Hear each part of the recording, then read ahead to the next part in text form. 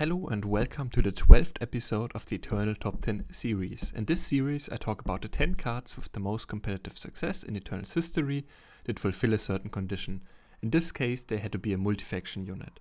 For that I compiled a list of all decks that topped an official Direwolf event or reached top 8 in the ETS seasons of 2017 and 18. The ranking is then based on a point system. Each tier 1 top grants 2 points and each tier 2 top grants 1. Tiers are either based on how far the deck went or on how important the event was. For a more detailed explanation, check out the introduction video on my channel. Usually I take all data from 2017 to 2022 into account, but this is a seasonal episode, which means I will only use tournament results from one specific season, in this case 2019. This will also be the last seasonal episode because I have another video series in the works, and based on all your direct and indirect feedback, it looks like you are way more interested in non-seasonal top 10s compared to seasonal top 10s. Until I have everything set up for the new video format, you will get a non-seasonal top 10 every 2 weeks, and after I have that new series ready to go, I will alternate again, so a top 10, then 2 weeks later a video from the new series, then 2 weeks later another top 10 and so on. But now, back to the topic of this video. The early 2019 season was dominated by grindy 3-faction midrange decks, and powerful, usually high-rare multi-faction units were a big reason for that. Even after those 3-faction decks fell in popularity thanks to some balance changes and the release of stronger incentives for 2-faction decks, dual-faction units remained relevant, which will be reflected in the relatively high point totals on this list. As always, feel free to write your guesses about which cards make the top of the list, or your questions about how close some cards that you expected to see missed out in the comments. And with that, let's begin.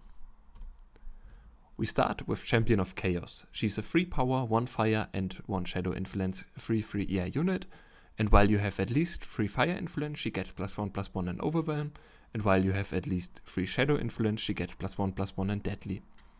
That means she's a 5/5 with Deadly and Overwhelm if both conditions are fulfilled, which is very efficient for just 3 power, especially because Deadly and Overwhelm means that she only needs to assign 1 damage to each blocker, meaning no matter how much health a blocker has, she still deals 4 Overwhelm damage to the opponent's face.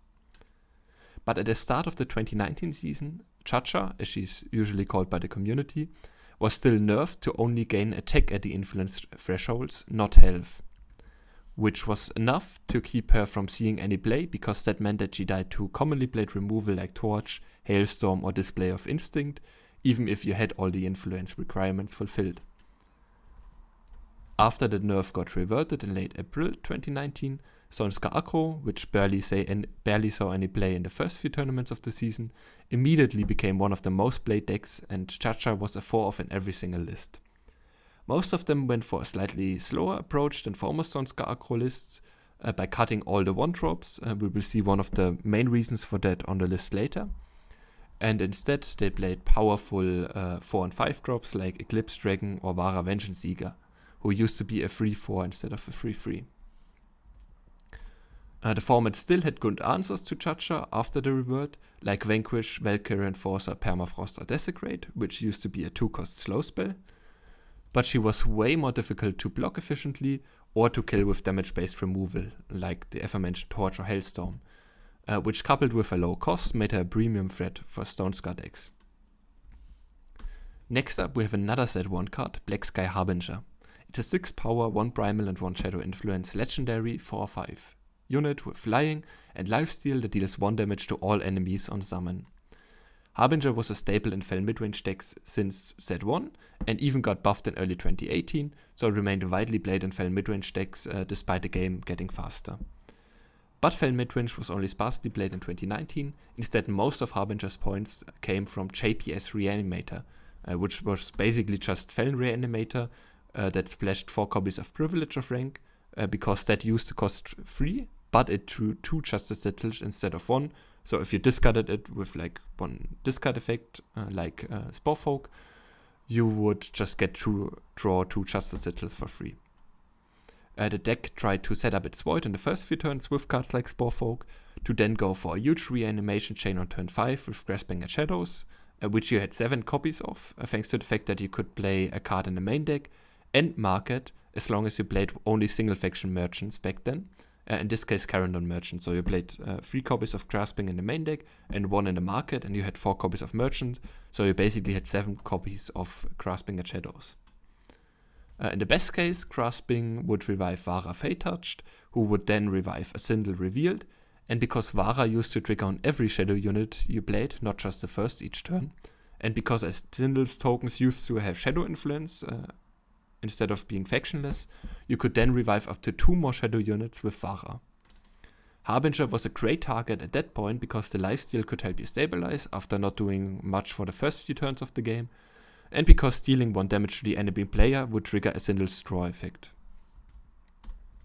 Reanimator remained a strong deck throughout the season and even beyond that, which was enough for Harbinger to reach rank 9 on this list.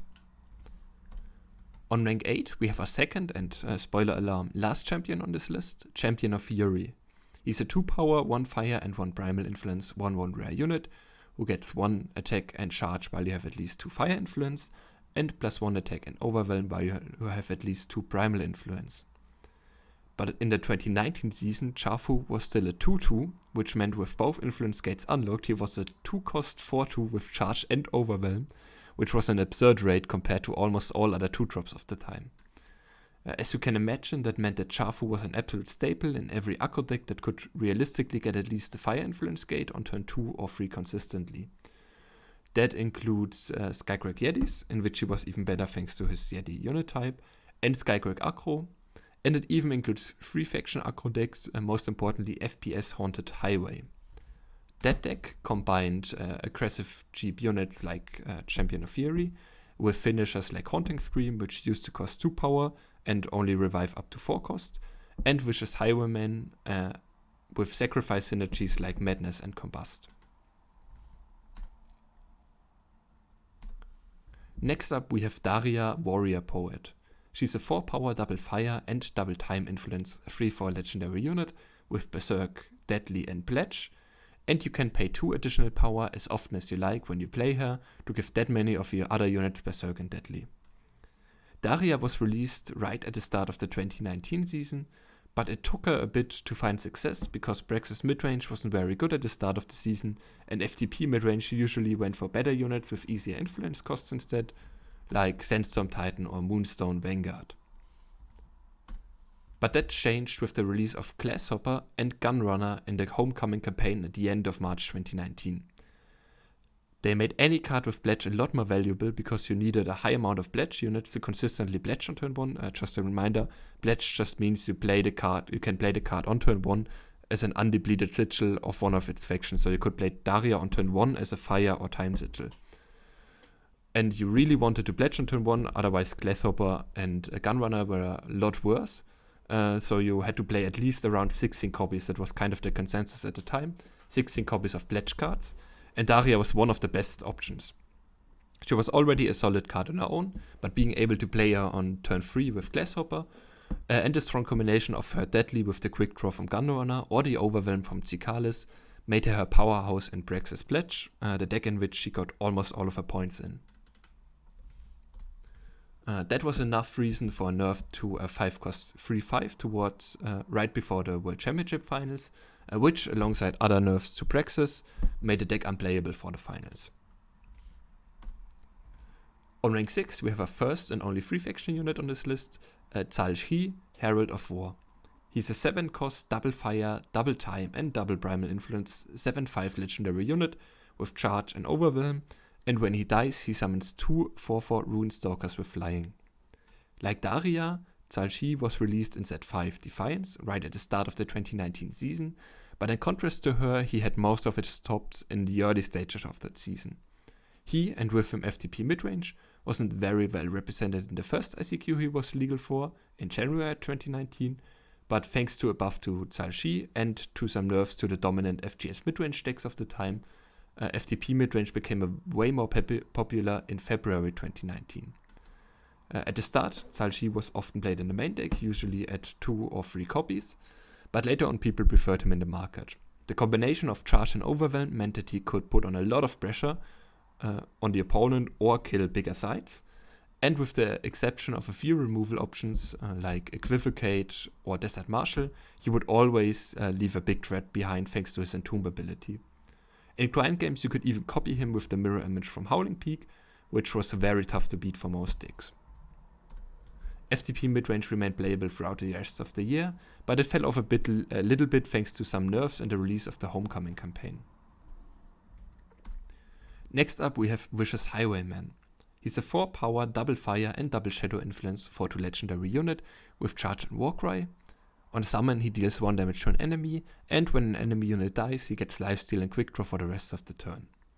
That means Highwayman was really good against 1-health units because you could just kill one with the summon, then immediately attack for 4, heal for life with lifesteal, and quick draw made it more likely that he would survive the attack. That meant he was good against the typical fire aggro decks of the format, which played several 1-health units like Grenadin Drone, Oni Ronin or Hoshan Groundbreaker, or even 1-health sides like Fodrick's Masterpiece, which used to cost 3 power. But a combination of charge and an aggressive deadline also made him good in aggressive decks, at least the ones that wanted to include 4 drops. That includes FPS Haunted Highway, which got half the name from him, the other part is from Haunting Scream, and later on Stonska Aggro, both of which I already talked about earlier. His ability to kill pretty much every 1-drop was one of the big reasons for why most Stonska Aggro lists decided to skip on 1-drops, and the flexibility of being able to do that, or to use them to threaten sides or the opponent's life total with charge, also led to him seeing play in midrange decks, most importantly FGS midrange, the deck that dominated the first 3 tournaments of 2019. He was nerfed to a 5-cost 5/3 right before Worlds, but he still got one top 4 there in the market of collectors Stonska Aggro list. We go right to the next Stonska 4-drop, Statuary Maiden. She's a 4-cost, 1 fire and 1 shadow influence 2/4 legendary unit with Deadly, and while she is on the field, enemy units can't revenge or activate their Entomb abilities, and when they die they get transformed into a 1-cost 2/2 weapon that you get to draw. That means that she was a decent roadblock with like 4 health and Deadly, that turned all your removal options into buffs or market fodder, and she made Void Recursion and some Revenge and Entomb units way weaker, which included widely played cards like the aforementioned Zhal-Shi, Display of Ambition or Inquisitor Magdo. She was played in similar decks as Highwayman, with the difference that her slower nature made her less of a fit in aggro, which led to her seeing no play in FPS Haunted Highway and a lot less play in Stonska aggro, but on the flip side she was in more FGS midrange lists than Highwayman. Those decks played a lot of removal, which meant that Maiden could generate a lot of weapons, and you could then use those weapons to stabilize with the lifesteal of Vara or Hidden Road Smuggler, or you could use them as market fodder for the Smugglers, or to put on pressure with cards like Red Canyon Smuggler or Risen Great Bowmaster. Speaking of Risen, he is rank 3 on this list.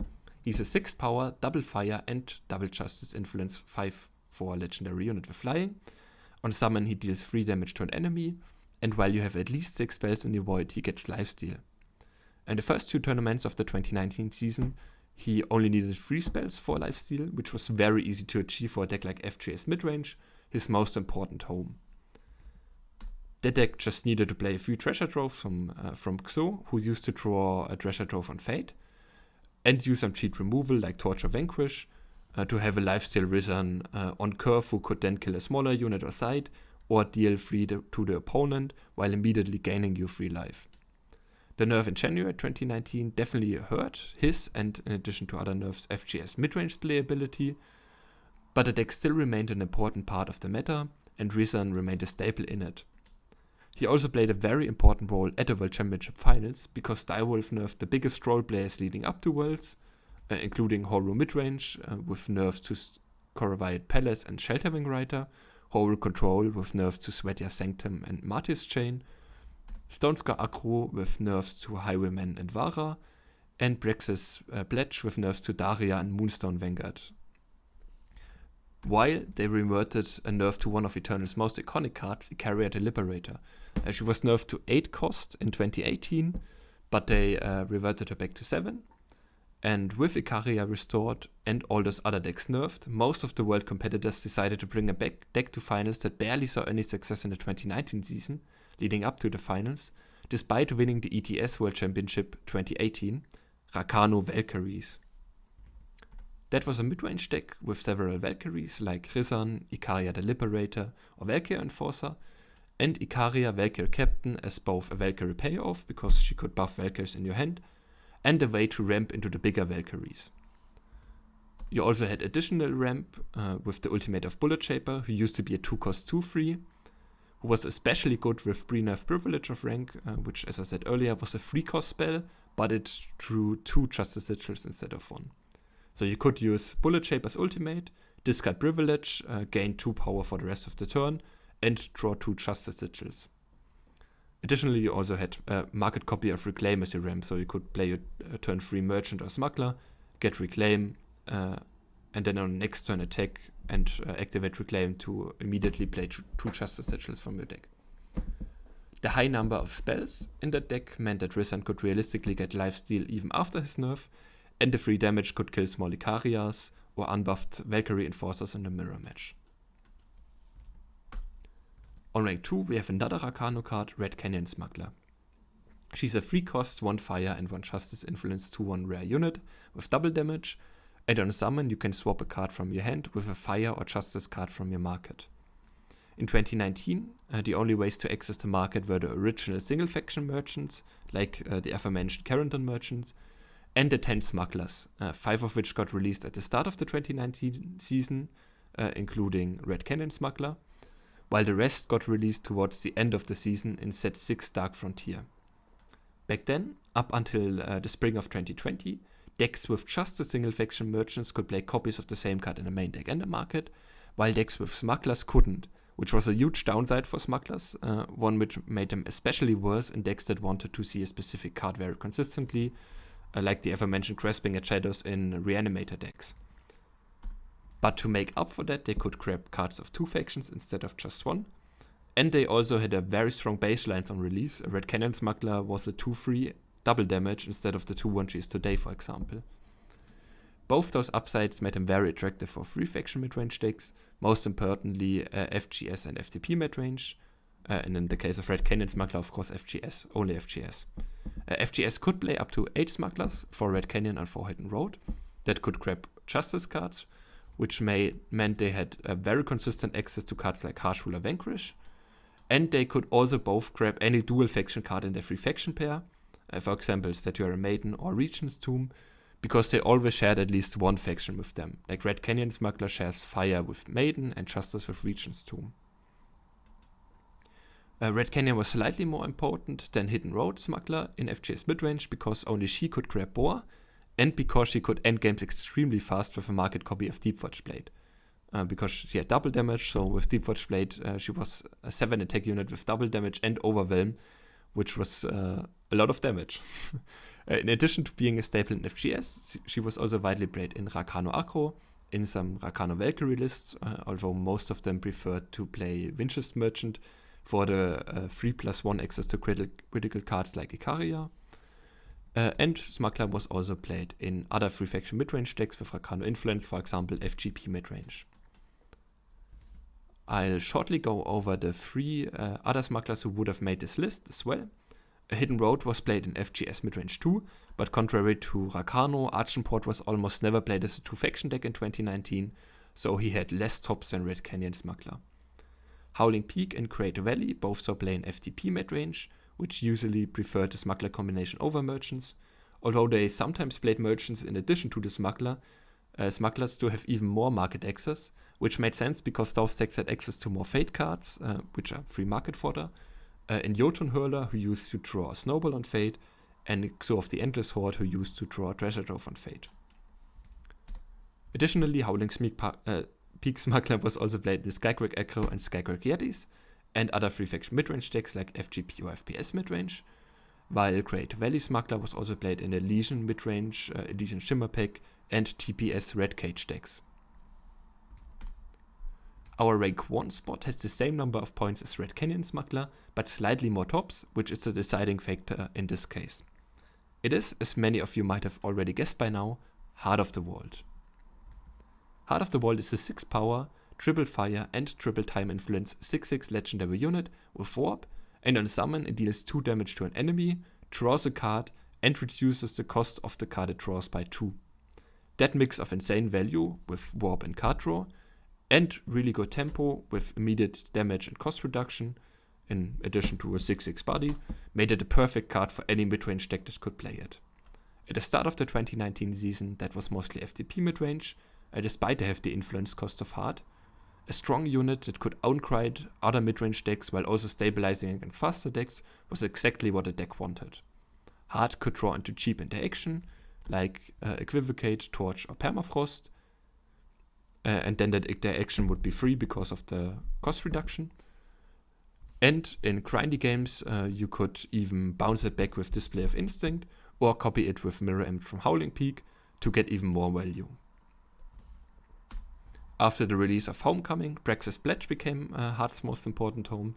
The deck was more aggressive than FTP midrange, but it still very much liked the value that Hard provided, in addition to the tempo that I already mentioned. Hard did survive the nerf waves before Worlds, but thanks to the other aforementioned nerfs to Brax's Pledge, Braxis was completely dead for Worlds, and Hard was also almost not represented at the World Championship finals. The one exceptions made it to the finals of the finals though. Popotito brought FTP midrange with special tech cards to beat Volcano Valkyries. Most importantly, Swift Refusal to negate key spells like Privilege of Rank, Reclaim, or Pristine Light. And he also played the usual 4 copies of Heart of the Vault. That marks the end of the 12th episode of the Eternal Top 10 series. You can find the introduction video and the previous episodes on my channel. Thanks everyone for tuning in. Have a nice week.